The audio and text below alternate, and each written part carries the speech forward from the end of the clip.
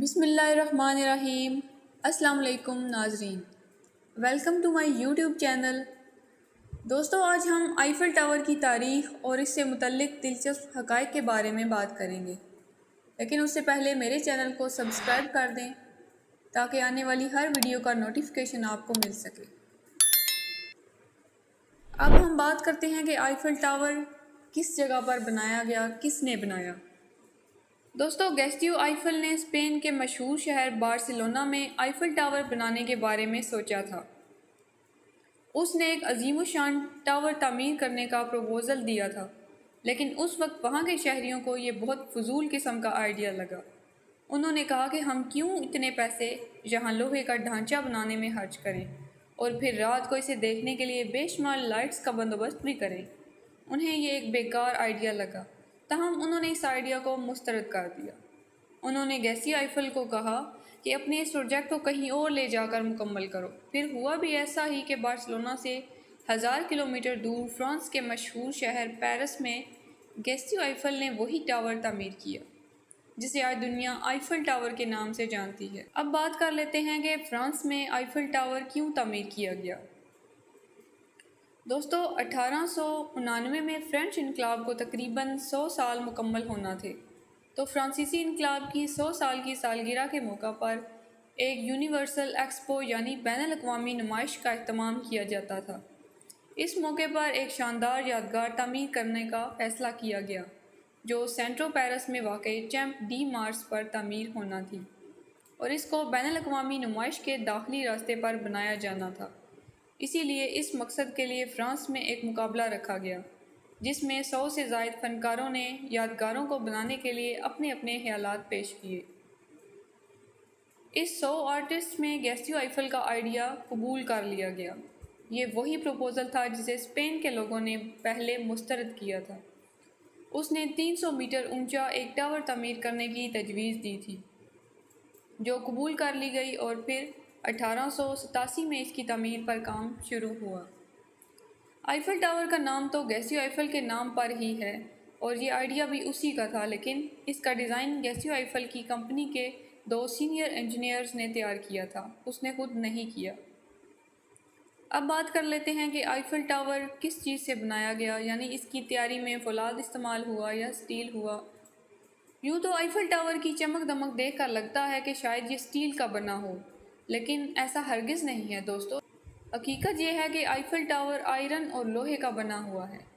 اس کی تعمیر کے لیے خام لوہا مشرقی فرانس سے لایا گیا، پھر اس آئرن کو ایفیفیل کمپنی کے فیکٹری میں لے جایا گیا اور وہاں آئرن کو آکسیڈائزنگ مادہ کی موجودگی میں کسی بھٹی میں ڈالا گیا، جہاں اعلیٰ درجہ حرارت کی وجہ سے پگھلا کر پھر ہتھوڑے کی مدد سے اسے مخصوص شکل دی گئی۔ اس عمل کے دوران لوہے میں موجود اضافی کاربن کا بھی خاتمہ ہو جاتا ہے۔ آخر میں ان لوہے کے ٹکڑوں کو اس جگہ لے جایا گیا جہاں آئیفل ٹاور کو تعمیر کرنا تھا۔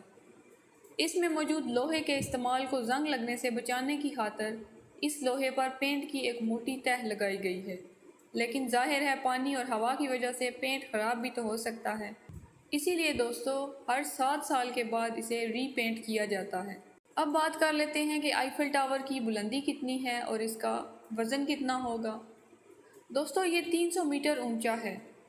جب کہ اس کی تعمیر مکمل ہوئی تب اسے دنیا کی سب سے اونچی عمارت کا اعزاز بھی ملا، جو کہ اگلے 14 برس تک اسی طرح قائم رہا ہے۔ اس ٹاور کی 108 منزلیں ہیں اور 3 پلیٹ فارم ہیں۔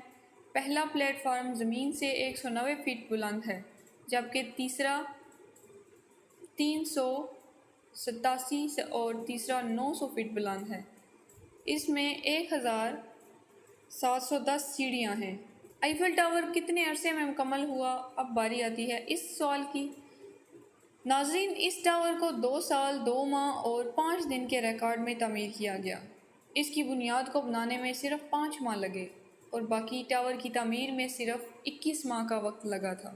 تعمیراتی کام جنوری 1887 میں شروع ہوا اور 31 مارچ 1899 میں مکمل کر لیا گیا، اور اسے بنانے میں $10 لاکھ کی لاگت آئی جو کہ فرینچ گورنمنٹ نے ادا کی تھی۔ جب یہ ٹاور تعمیر کیا جا رہا تھا تب پیرس کے لوگوں نے بھی اس کی سخت مخالفت کی تھی۔ ان سب کا یہ کہنا تھا کہ لوہے کا ڈھانچہ پیرس کی خوبصورتی کو خراب کر دے گا۔ اس مخالفت کی وجہ سے گیسیو آئیفل کو صرف 20 سال کا پرمٹ دیا گیا۔ پرمٹ ایک اجازت نامہ ہوتا ہے جس کا مطلب یہ تھا کہ ٹاور تعمیر ہونے کے بعد تقریباً صرف 20 سال تک قائم رہ سکتا ہے اور 20 سال کے بعد اسے یہاں سے ہٹانا ہوگا، یعنی کہ توڑنا ہوگا اور ختم کرنا ہوگا۔ لیکن ایسا نہیں ہوا کیونکہ وائرلیس کمیونیکیشن کے لیے ٹاور کے سب سے اوپر اینٹینا لگا دیے گئے اور یوں ان سے ریڈیو منتقلی کا کام بھی لیا جانے لگا۔ یہ ٹاور آج بھی پوری دنیا میں radio, T V broadcast کے لیے استعمال ہوتا ہے اور اب آئیفل ٹاور فرانس کے مشہور تاریخی نشان بن چکا ہے۔ یہ دنیا کا سب سے زیادہ دیکھا جانے والا یادگار ہے جسے لوگ پیسے دے کر دیکھنے آتے ہیں۔ ہر سال تقریباً 70 لاکھ لوگ یہاں آتے ہیں۔ اب بات کرتے ہیں کہ جب آئیفل ٹاور تعمیر ہوا اس وقت عالمی جنگ بھی چھڑی تھی۔ اب اس بارے میں بات کر لیتے ہیں۔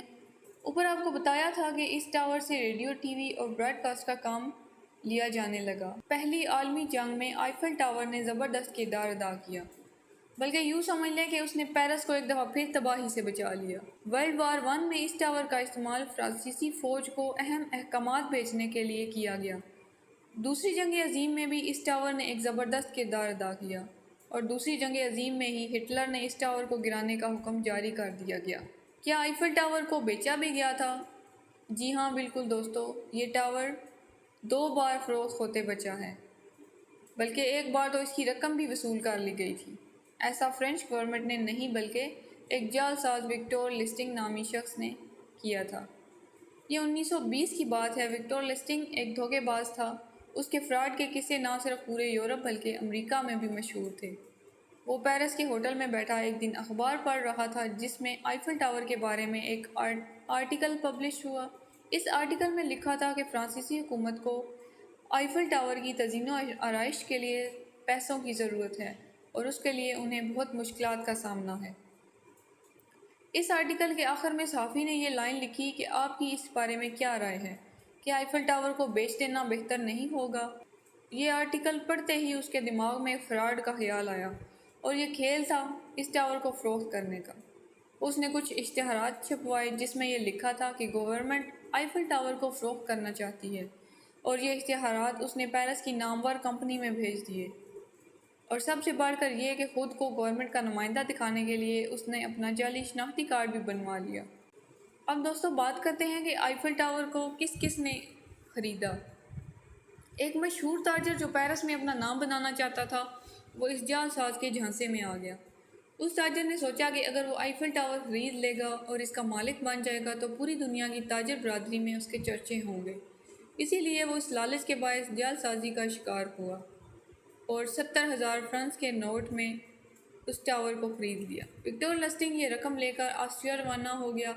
اب وکٹور لسٹنگ جو کہ آسٹریا میں تھا اسے لگ رہا تھا کہ جب اس تاجر کو پتہ چلے گا کہ اس کے ساتھ دھوکہ ہوا ہے تو وہ بہت شرمندہ ہوگا، جس کے بعد ہو سکتا ہے کہ وہ پولیس کو اطلاع دے، اور یہ بھی ہو سکتا ہے کہ وہ اپنی عزت بچانے کے لیے پولیس کو اطلاع نہ کرے۔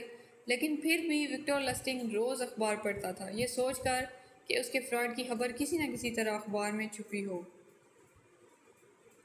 وکٹور لسٹنگ کی گرفتاری کے بارے میں بات کرتے ہیں کہ آخر وہ کیسے پکڑا گیا۔ جلد ہی اس کے یہ شکوک و شبہات دور ہو گئے۔ کافی روز گزرنے کے بعد بھی اس جعل سازی کی خبر کسی اخبار میں نہیں چھپی۔ وہ تاجر جس نے یہ ٹاور خریدا تھا اس نے شرمندگی کی وجہ سے کسی کو بتایا ہی نہیں کہ اس کے ساتھ کتنا بڑا دھوکہ ہو گیا تھا۔